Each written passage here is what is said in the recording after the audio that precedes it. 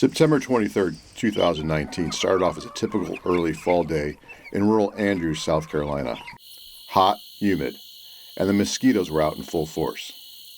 The Andrews post office was buzzing with carriers, sorting their mail and getting ready to head out on their routes. It was a close-knit group of postal employees, but there was one person who kept them all in line. But she was like the mother around here to all of us. So Irene was a faith woman, minister at her church. Irene Pressley was a carrier on rural Route 1. She had worked for the Postal Service for 20 years. She was one of my mentors. Always took care of the carriers there, answered all their questions. As she did so many times, Irene, Miss Irene as she was affectionately called, cased up her mail, loaded up her Jeep, and left for her route. But this day would be different.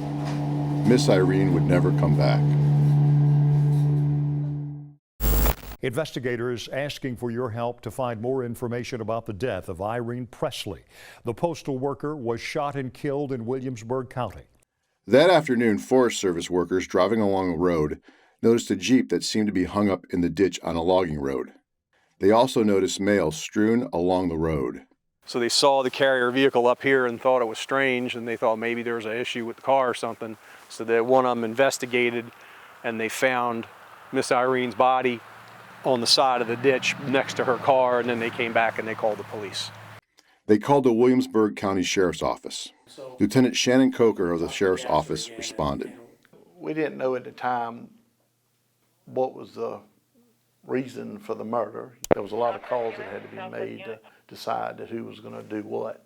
Lieutenant Coker contacted Postal Inspector Tom Gasser of the Charleston office. The vehicle had stopped out here at some point so that the suspect could rifle the mail and whatnot. Stopped it in here, and then he decided he was going to drive it around this fence. So he drove down into this ditch, and he got himself around the fence. But then, as you could see, the sides of these ditches are pretty steep. So he could get down very easily and move along it. But then when he tried to get up, the vehicle stopped and he couldn't get it out of the ditch any longer. Being the team leader of the Postal Inspectors for the state of South Carolina, on the way down I had assigned Tom Gasser out of Charleston and Chad Parnell out of Myrtle Beach as the case agents. It was in the evening, I guess around dinner time, by the time I finally got out here. Postal Inspector Chad Parnell had recently relocated to the Postal Inspection Service's Myrtle Beach domicile. So when I pick up the phone, I'm like, Tom, what could it possibly be? What's so urgent? And he had told me that a rural carrier had been murdered in Andrews, South Carolina. And at this point, we were mustering folks from all the domiciles, from Charlotte, from Wilmington, certainly Columbia and Greenville and whatnot, and bringing folks in full force. When I got there, Leah Moody out of Charleston, she was already on scene because we were the local response for our area. This was the crime scene law enforcement encountered, but something seemed to be missing. So when you first turn into this hunt club dirt road, there was tubs of mail on the right side and the trays of mail on the left side of the ditch, but they were well within the ditch area. As we were there looking at the vehicle, we had the back glass was shot out of it. It didn't appear that the vehicle was shot where it was at. At that scene was the victim's car, mail strewn about, covered in blood, and also the victim's body. But we could tell right away that that's not where the victim was shot. Searching of what ultimately became Crime Scene 2 continued as darkness started to fall. Crime scene was secured. We had a fellow that started taking photographs of the whole area, had people start scouring the area to see if there was any witnesses, if anybody could tell us anything that, if anyone saw anyone in the area, because initially we didn't have a lot to go on. It was at this time that the first break in the case came about. 2 detectives pulled up on scene with this parcel, this suspicious parcel. And that parcel turned out to be very crucial in this case. Eventually we determined that night that it was picked up by a local citizen. It's very dark out there, and some of my agents just started walking down the road. We started to canvass with just our little handheld flashlights. Of course, we had to bring in lights because it was dark by this point. And finally, we came to an intersection where two country roads met, and there were a lot of rifle shell casings that we found. And so we could tell at this point that this is where Miss Irene was shot. And there was one more element the team had to deal with. Mosquitoes. Mosquitoes are real bad in this area. So we had access to mosquito trucks that they used to spray for mosquitoes. So they were brought out to the crime scene in the area to spray. You know, you have a package that was found at the end of Senate and Morrisville. Now you have shell casings. We determined to be crime scene 1 at that point because the murder had to happen there. So we found shell casings up towards the top of the roadway. Multiple cars had driven across the casings, scattering them on both sides of the road. That night we located about 22 casings over about 50 yards. There were only 3 postal inspectors who covered this area of South Carolina. It wasn't an issue of only 3 people. I knew that there would be a whole lot more. And the Postal Service stepped up right away. They're like, whatever you need, you got it. Here it is, it's 7, 8, 9, now 10, 11 o'clock at night, and we have, it's pitch black aside from the artificial light that Williamsburg County was able to bring out to us. We have multiple crime scenes, very little comms, very little ability to communicate with each other, and a constant flow. All of us are inundated from folks from South Carolina and our agency to Charlotte, at the time was our division headquarters, all the way up to Washington, D.C. Postal inspectors, uniformed postal police, administrative and technical personnel have been brought in from all over the country. A command center needed to be set up. We didn't know what we had. We didn't know where we were going to set up shop to investigate. We approached these type of cases short-term and long-term. Lieutenant Coker offered space at their headquarters in Kingstree. The command center was set up and people from all over the United States came in every day. There was a new group of people coming in, new faces. The Inspection Service sent down a radio group because, again, it's a very rural area where cell phone service is minimal and radio communications is even worse. Inspection Service sent down a violence crimes response unit. So after the homicide had been reported, they came from all over the country and showed up Tuesday morning to set up the command post for different sections. The Inspection Service also sent in postal police officers. Well, in South Carolina, we don't even have postal police officers. In the entire state, there's no postal police officers. So I know that they drove some up out of Atlanta just to provide security at the post office to make everyone feel better at the Andrews post office.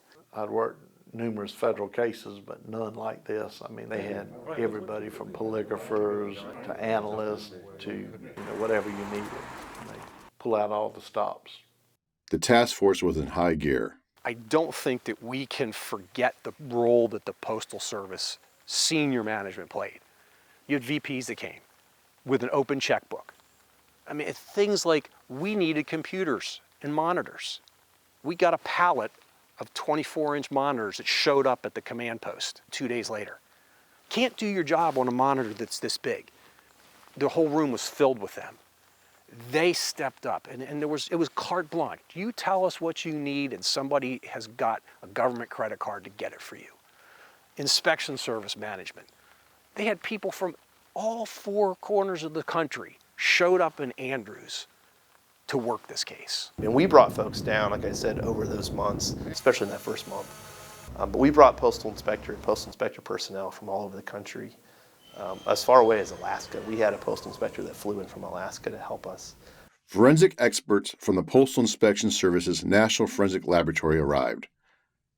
Latent print analyst Patty Cornell was immediately drawn to Miss Pressley's vehicle. We have to look at stuff as far as what the evidence is like, and in this circumstance, a vehicle is a very good piece of evidence. It's metal, it's usually smooth, it's usually fairly clean. It's really conducive for latent print processing, the outside of the vehicle itself. When we processed the vehicle from back to front on the driver's side, I was able to develop a palm print on right at the very back corner. And then I was able to develop another palm print, I believe, on the rear driver's door, and then another one on the driver's door. So those actually turned out to be significant also. And the positioning of them told a story. So after we were finished processing the vehicle for latent prints and they were documented and recovered, that evidence was shipped from South Carolina to our forensic laboratory in Dulles, Virginia, where those latent prints were then analyzed and searched in the FBI's database. They were compared to an individual and subsequently identified to an individual named Trevor Seward. But the package was the key. Where was it coming from? Why was it not delivered? And what was inside? And then the parcel itself, that suspicious parcel that we found, again, pitch black that night. And we had it in our incident command center the next morning. And so now we all start looking at the box, flipping it over, looking at it, and sure enough, there's blood marks on the box itself. And so we knew right then that Miss Irene had that in the car when she was shot. Once we found that package, we realized that that was a parcel that she had scanned as not being delivered on her route.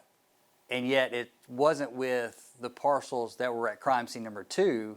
She must have thrown it out the window while she was getting shot. So myself and another postal inspector and 2 Williamsburg County detectives went and tracked down the origins of that parcel.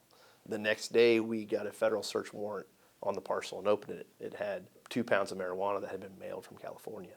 So while we were working in South Carolina, California was working on their end.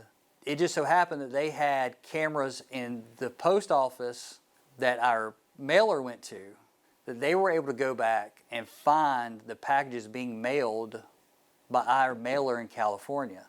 That parcel was going to a fake name, but that was going to an address, and that address, we were able to determine that it was the single-wide trailer that Trevor Seward was living at the time. Seward was a 21-year-old who lived on Miss Presley's route. I'm on a FBI task force out of Florence, and we were working a federal drug case on some people in that area. I was with Lieutenant Shannon Coker with Williamsburg County, and a SLED, which is the State Law Enforcement Division officer. We had picked up 2 federally wanted suspects. Some of them were 2 brothers that were dealing drugs, and it was right in that community. And we were interviewing them in relation to what they knew about 237 Olivia. They were telling us the names of the people that lived at 237 Olivia and the fact that to them they were known drug dealers. Pretty early on, he started telling us about Seward, about the trap house he had. By Tuesday night, we had a search warrant for that residence. Once we made entry, we ended up coming away with some marijuana, a small amount of cocaine, a couple handguns, and a DVR system. Postal inspectors, investigators from SLED, and officers from the Williamsburg County Sheriff's Office canvassed the area. The amount of manpower that was put into this case was immense. I've never seen anything like it in my career. Things like going out and finding video at every single house where there was a camera on her entire route. We were able to send people in different directions doing some things simultaneously. We had inspectors canvassing the area for video, talking to people on her route, just knocking on doors. You had the crime scene processing the same day. You had inspectors writing a search warrant on the package. You had leads. You had to follow up on leads. You had folks that had to analyze postal data so that we could figure out what had happened from our own systems. It was a very big deal. A surprisingly large number of people in this rural neighborhood had Ring doorbells, standalone security cameras, deer cameras in the woods. We had a whole room of people just analyzing video. They'd watch it, they would find things that might be important, they would provide that information. And all that stuff was coming in. The video showed Trevor Seward on foot and driving Miss Presley's vehicle. The witness that identified Trevor driving her car back from the crime scene, he was walking the day that she was murdered, and he recognized Trevor with his head out the window driving her mail vehicle. If he got her vehicle and her body to crime scene 2, what got him to crime scene 1? Who was his accomplice? The home security videos also showed who drove Trevor to the ambush. again, we have a video team working at the same time that everything else is working. And the video team is able to pull up that we have a very distinct green two-door that has a dent in the side of it. Through the DMV for South Carolina, there are like 3 in the entire county, and 1 is on her route.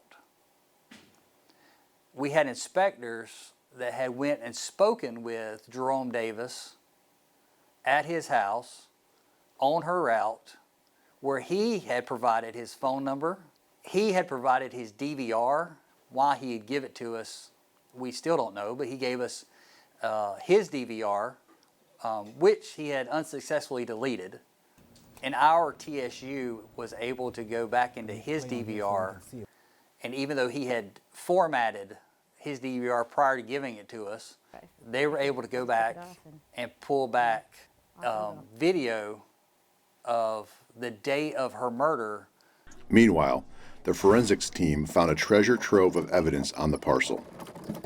So the vehicle was a great piece of evidence, but the best piece of evidence was when we went over and looked at the actual boxes that the sheriff had already seized from the scene itself, and we noticed blood on some of those boxes. One of the key pieces was a priority mail bag. It was an actual bag, so it was a plastic bag that had to be developed in Kamasi blue that came back to Trevor Seawood on the other items also.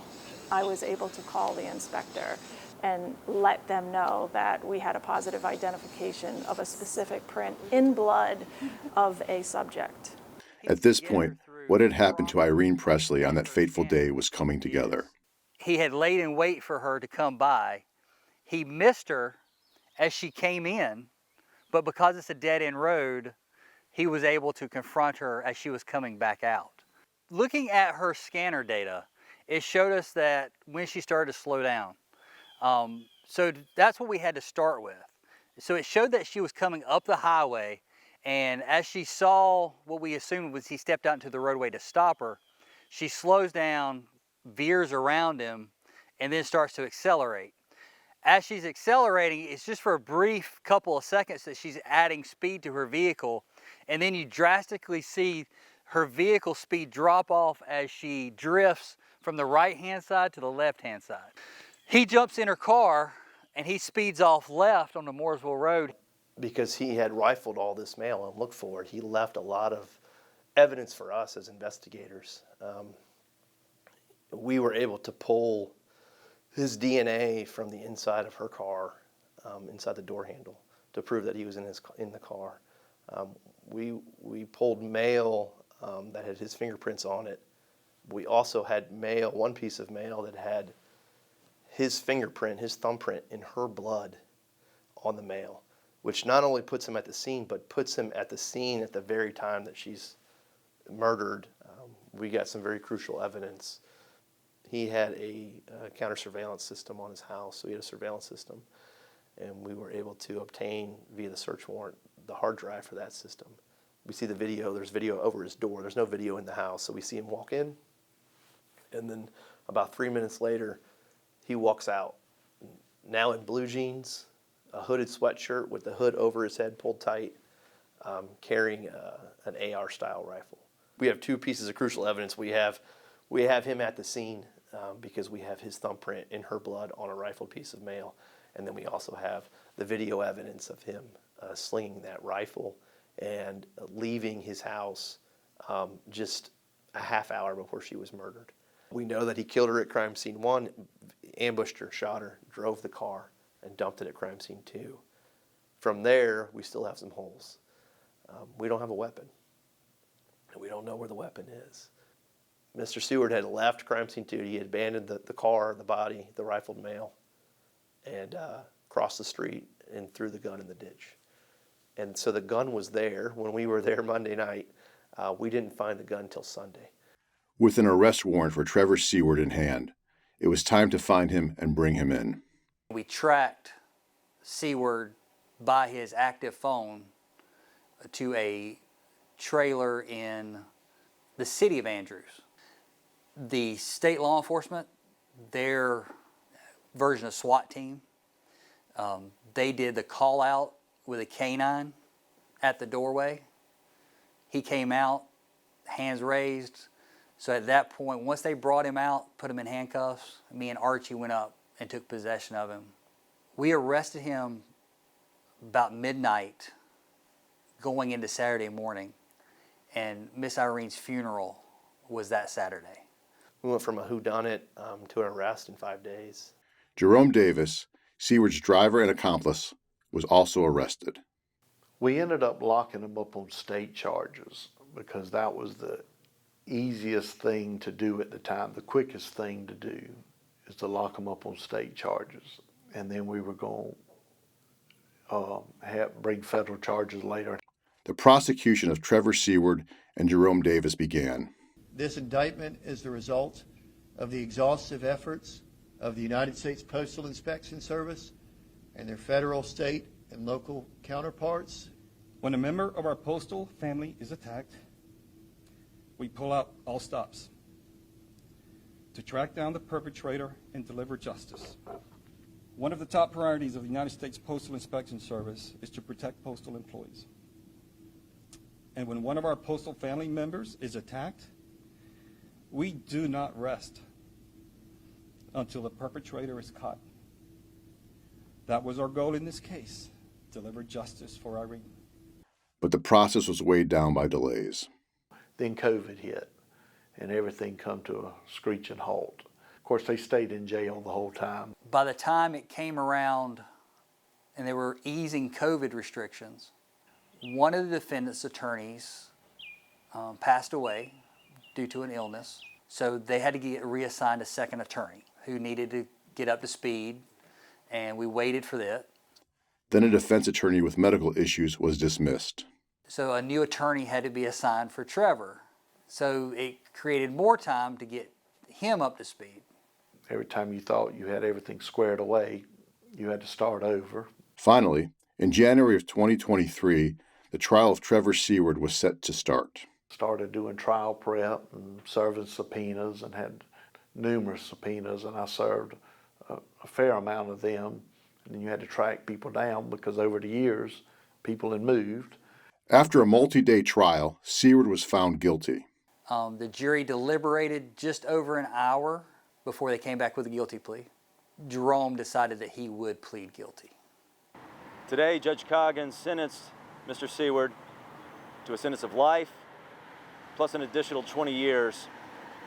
And Mr. Seward's accomplice, Jerome Davis, was sentenced to 25 years, for which time he can atone for his role in this unspeakable crime. No sentence can pay for the loss of a loved one, but we hope the justice served today will bring some meaningful measure of closure to Irene Pressley's family, friends, and colleagues. I think justice was served. Obviously, with Mr. Seward, you can't get any better than that.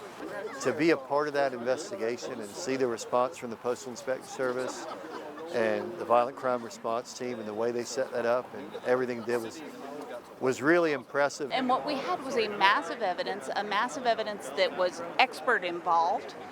And so we got to work with a variety of people to try and bring that to a level where a jury can understand it that has no expertise in these areas. So as prosecutors, we hear very often about the CSI effect, right? Juries want to see the fingerprints and the blood evidence and the DNA evidence and cell phone evidence, and we don't have that in every case. We did in this case.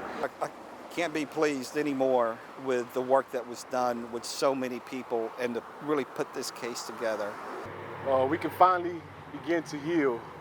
We lost a great person in the community, a mother, a friend, a wife, a sister, a daughter, a pillar to the community as a whole. The long road to justice was finally over. Every Sunday, my mom would call just to check and make sure everything was good and okay. We started spending a lot more time together talking, and I miss her. Even after my mom being shot, she still had enough strength to throw the package out, you know. That helped the investigation team, I'm sure, quite a bit. It is what it is. Justice was served. And we can all begin to heal now, somewhat. and Mom will never be forgotten. I just remember her, like I said, she was a missionary. She would go to the old folks' home and minister to those people out there and sing songs and read scriptures. That's what she did. She loved people. She loved God. And she would sacrifice. She made such great sacrifice for people that it was so easy for her. Irene was just an authentic person. She was just, you know, like how some people, it can be 12 person in a pack, but one person could stand out. That's how she was. She had the saying and said, don't do nothing without praying first. For whatever you're going to do, ask God first. Put him first in everything. She had a lot of wisdom that you would want to listen and hear what she has to say, because it was always important. I will tell you that out of my 38 years of working for the Postal Service, the proudest moment I had was the response that we were able to give both to Irene's family and her postal family that worked in Andrews. Irene Pressley left us all too soon, but her legacy lives on. Long live Irene!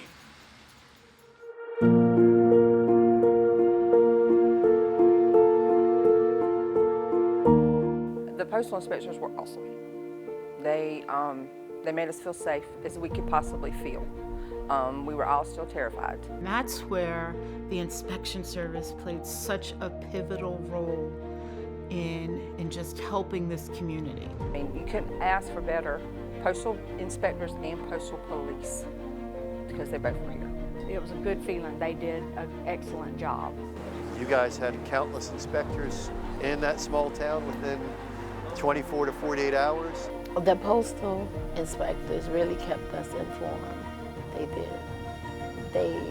They made us feel like they felt what we were going through.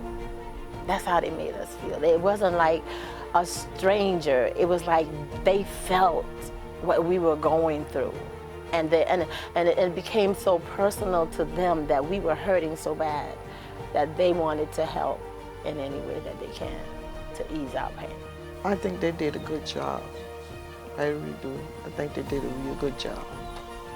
The Postal Service did everything they could. And I believe we all became a family in the process of it all, you know.